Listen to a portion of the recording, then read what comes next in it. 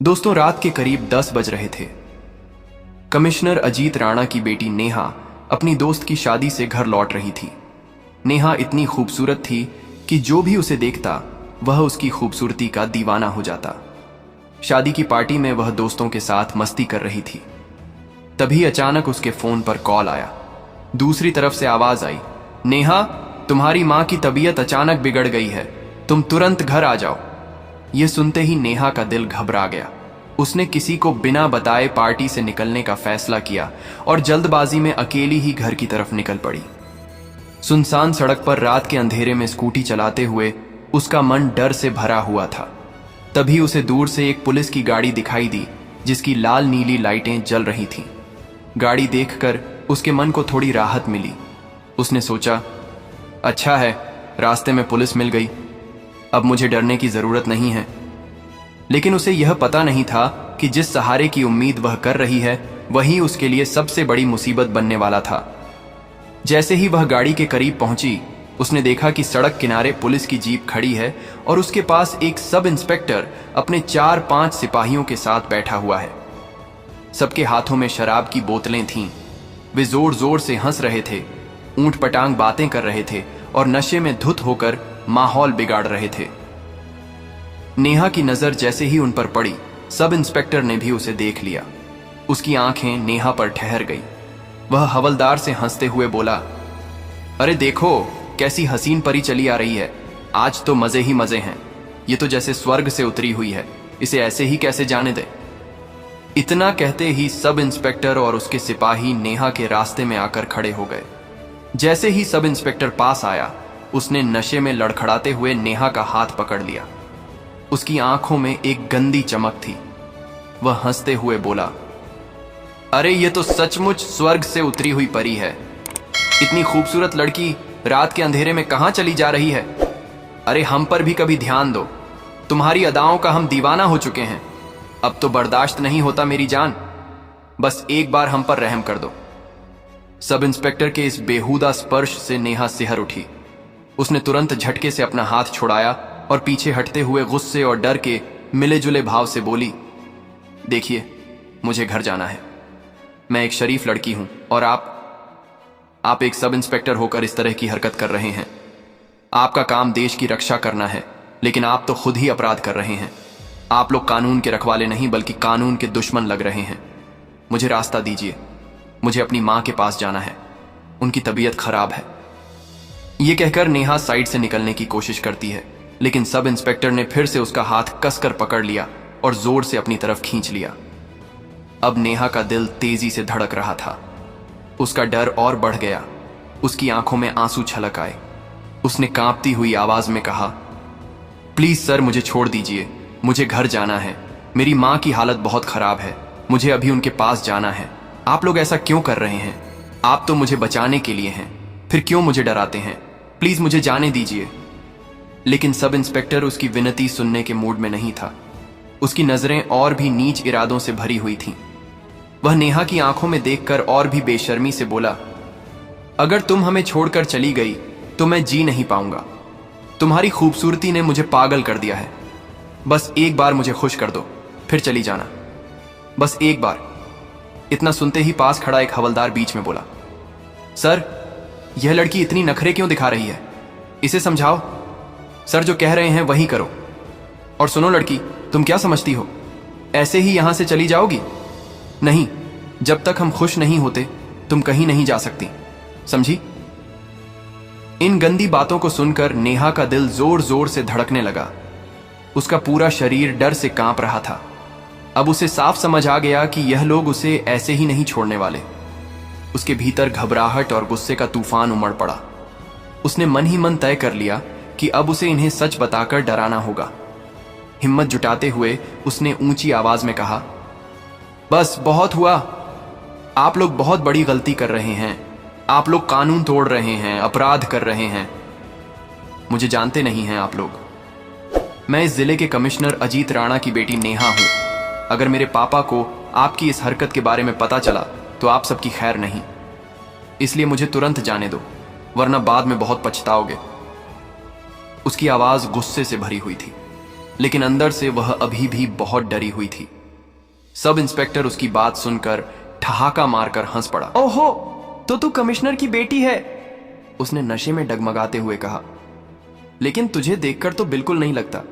Commissioner की बेटियां ऐसे कपड़े पहनती हैं क्या? वो तो मॉडर्न ड्रेसेस में घूमती हैं, और तू सलवार सूट पहनकर दिल्ली की लड़की लग रही है। मुझे बेवकूफ मत बना, झूठ बोलना बंद कर। कमिश्नर की बेटी होती तो तेरे तेवर अलग ही होते। अब बहाने छोड़ और वही कर जो मैं कह रहा हूं। इतना कहकर सब इंस्पेक्टर ने फिर से उसका हाथ कसकर पकड़ लिया। नेहा अब अच्छी तरह समझ चुकी थी कि इन पुलिस वालों को समझाना उसके बस की बात नहीं है। वे सब नशे में धुत थे और उनकी नीयत बेहद खराब थी। उसके मन में डर बैठ चुका था कि कहीं यह लोग जबरदस्ती उस पर गलत हरकत ना कर दें। अचानक उसने हिम्मत जुटाई और सब इंस्पेक्टर का हाथ कसकर पकड़कर जोर से दांत से काट लिया। सब इंस्पेक्टर दर्द से चीख उठा और नेहा ने मौका पाकर अपना हाथ छुड़ाया और पूरी ताकत से दौड़ पड़ी। सुनसान सड़क पर उसकी सांसें तेज तेज चल रही थीं। वह जान बचाकर भाग रही थी, मगर पीछे से सब इंस्पेक्टर गरजती आवाज में चिल्लाया, क्या देख रहे हो बे? पकड़ो उसे, भागने ना पाए। इतना सुनते ही सारे हवलदार लड़खड़ाते कदमों से उसके पीछे दौड़ पड़े। नशे में होने की वजह से वे तेज नहीं भाग पा रहे थे, मगर उनमें से एक जवान था जिसने दौड़ते दौड़ते नेहा को पकड़ लिया और जबरदस्ती उसे खींचकर सब इंस्पेक्टर के सामने ला खड़ा किया। सब इंस्पेक्टर बुरी तरह गुस्से से तमतमा उठा। उसने नेहा को देखते ही जोरदार थप्पड़ जड़ दिया। नेहा का चेहरा एक तरफ झुक गया, आंखों में आंसू भर आए। सब इंस्पेक्टर गरजते हुए बोला, तेरी इतनी हिम्मत? हमसे बचकर भागेगी तू? बहुत नखरे कर लिए तूने। अब तो तेरा बचना नामुमकिन है। मेरी बात मान ले, वरना आज जिंदा घर नहीं जा पाएगी, समझी? नेहा की आंखों में अब डर साफ दिख रहा था। वह कांपते हुए बोली, देखो, आप लोग बहुत बड़ी गलती कर रहे हो। आपको लगता है मेरे पापा कमिश्नर नहीं है तो थोड़ी देर रुक जाओ।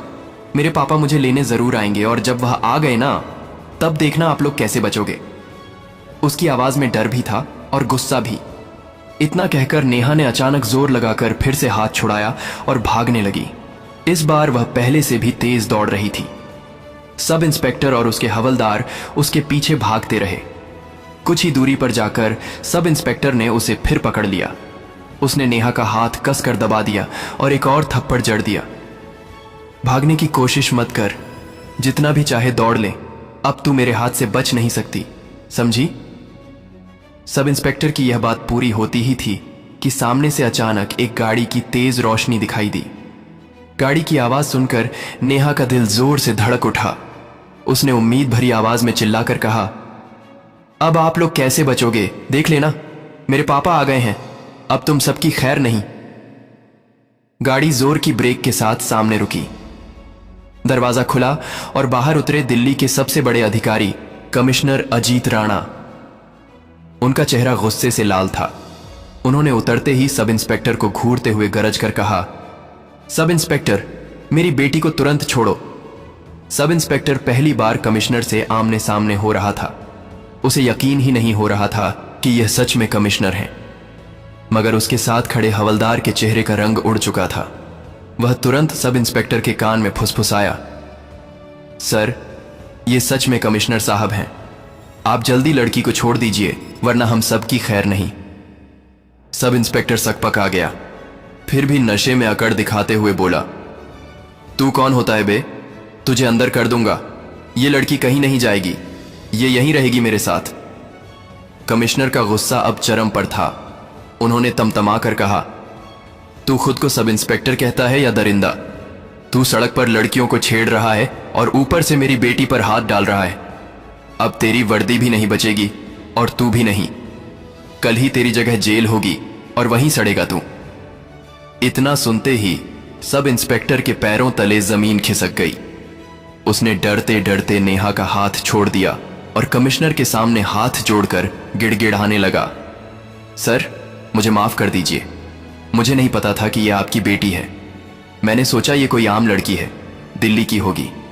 मैंने कोई गलत काम नहीं किया सर, मैं बस मजाक कर रहा था। नेहा बीच में रोते हुए गुस्से से बोली, नहीं पापा, ये झूठ बोल रहा है। ये सब इंस्पेक्टर बहुत गिरा हुआ इंसान है। इसने मेरे साथ जबरदस्ती करने की कोशिश की है। इसे मत छोड़िएगा। कमिश्नर ने सब इंस्पेक्टर की ओर घूर कर कहा, तेरी वर्दी देखकर मुझे शर्म आ रही है। तू कानून का रखवाला नहीं बल्कि कानून का भक्षक है। कल सुबह 10 बजे प्रेस मीटिंग होगी। वहां पूरे दिल्ली के अधिकारी और मीडिया मौजूद रहेंगे। वहीं तेरी असली औकात सबके सामने लाऊंगा। याद रख, अब तेरे लिए कोई बचने का रास्ता नहीं है। इतना कहकर कमिश्नर अजीत राणा ने नेहा का हाथ थामा और उसे लेकर गाड़ी में बैठ गए। पीछे खड़े सब इंस्पेक्टर और उसके हवलदारों के होश उड़ चुके थे। सबकी हालत खराब थी। उन्हें साफ लग रहा था कि अब उनका करियर खत्म होने वाला है। सुबह होते ही दिल्ली के सबसे बड़े प्रेस मीटिंग हॉल में बैठक बुलाई गई। अंदर मीडिया रिपोर्टर, बड़े बड़े मंत्री और तमाम पुलिस अधिकारी मौजूद थे। बीच में कमिश्नर अजीत राणा बैठे थे। उनके दाईं ओर उनकी बेटी नेहा बैठी थी और बाईं ओर दिल्ली की तेज तर्रार IPS अफसर रीना शर्मा मौजूद थीं। माहौल पूरी तरह सन्नाटे में डूबा था।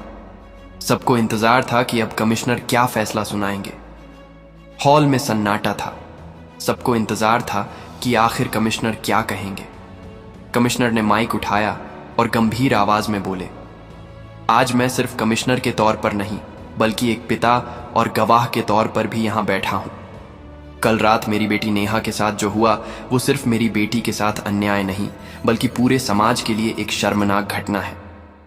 पुलिस का काम जनता की रक्षा करना है, लेकिन जब वही लोग अपराध करने लगे तो यह पूरे विभाग पर धब्बा है। इसीलिए मैं आज सबूतों के साथ यह केस आपके सामने रख रहा हूं। उन्होंने सबूत पेश किए। मेडिकल रिपोर्ट जिसमें नेहा के चेहरे और हाथ पर चोट दर्ज थी। मोबाइल वीडियो जिसमें सब इंस्पेक्टर और हवलदार नेहा को पकड़ते और धक्का देते साफ दिख रहे थे। इसके बाद कमिश्नर ने कहा, मैं खुद गवाह हूं। मैंने मौके पर जाकर अपनी बेटी को छुड़ाया और सब इंस्पेक्टर को रंगे हाथ पकड़ा। यह अपराध साफ साफ साबित है। इतना कहकर कमिश्नर ने नेहा की तरफ देखा और कहा, अब नेहा खुद अपनी बात आप सबको बताएगी। नेहा ने माइक संभाला। वह थोड़ी घबराई हुई थी लेकिन हिम्मत दिखाते हुए बोली, मैं कल रात घर जा रही थी। तभी सब इंस्पेक्टर और उसके साथियों ने मेरा रास्ता रोका। पहले उन्होंने बदतमीजी की, फिर मुझे जबरदस्ती पकड़ने लगे। मैंने बार बार कहा कि मुझे घर जाना है, मेरी मां बीमार है, लेकिन वह लोग नहीं माने। मुझे थप्पड़ मारा, खींचा और धमकाया कि अगर मैं उनकी बात नहीं मानूंगी तो मुझे जिंदा घर वापस नहीं जाने देंगे। मैं बहुत डर गई थी। जब मैंने बताया कि मैं कमिश्नर की बेटी हूं तो भी वह लोग मजाक उड़ाते रहे। अगर पापा समय पर नहीं पहुंचते तो पता नहीं आज मैं यहां आपके सामने बैठ भी पाती या नहीं। मैं सिर्फ यही कहना चाहती हूं कि ऐसे पुलिस वालों को बख्शा नहीं जाना चाहिए। अगर मेरी जगह कोई और लड़की होती जिसके पिता कमिश्नर नहीं होते तो शायद उसकी आवाज कभी सामने नहीं आती। मैं चाहती हूं कि आज सभी लड़कियों के लिए न्याय हो। नेहा की बातें सुनकर हॉल में बैठे पत्रकार और लोग भावुक हो गए। मीडिया कैमरे लगातार रिकॉर्ड कर रहे थे। इसके बाद IPS रीना शर्मा खड़ी हुई और बोली, मैं इस केस की जांच अधिकारी हूं। मैंने गवाहों से पूछताछ की, मेडिकल रिपोर्ट देखी और वीडियो सबूत चेक किए। सब कुछ साफ है कि सब इंस्पेक्टर और हवलदारों ने ड्यूटी तोड़ी है और कानून का उल्लंघन किया है। ऐसे लोग वर्दी पहनने लायक नहीं है। विभाग की ओर से मैं घोषणा करती हूं कि सब इंस्पेक्टर और उसके साथियों को तत्काल प्रभाव से सस्पेंड किया जाता है और उनके खिलाफ कड़ी कार्यवाही शुरू हो चुकी है। FIR दर्ज कर दी गई है और आज ही इन्हें गिरफ्तार कर जेल भेजा जाएगा। इतना सुनते ही प्रेस हॉल तालियों से गूंज उठा। पत्रकारों ने पूछा, क्या इन्हें सजा मिलेगी? कमिश्नर ने कहा, हां बिल्कुल। अब यह मामला सिर्फ विभागीय कार्यवाही तक सीमित नहीं रहेगा बल्कि अदालत में चलेगा। जो भी अपराध साबित होगा उसके हिसाब से सजा दी जाएगी और मैं गवाह बनकर अदालत में भी खड़ा रहूंगा। रीना शर्मा ने भी जोड़ा, यह संदेश पूरे पुलिस विभाग और समाज के लिए है। कोई कितना भी बड़ा क्यों ना हो, कानून से ऊपर नहीं है और बेटियों की सुरक्षा से कभी समझौता नहीं होगा। प्रेस मीटिंग खत्म होते ही पुलिस टीम सब इंस्पेक्टर और हवलदारों को हथकड़ी पहनाकर हॉल से बाहर ले गई। मीडिया कैमरे उनकी तस्वीरें खींचते रहे। पूरे दिल्ली में यह खबर फैल गई।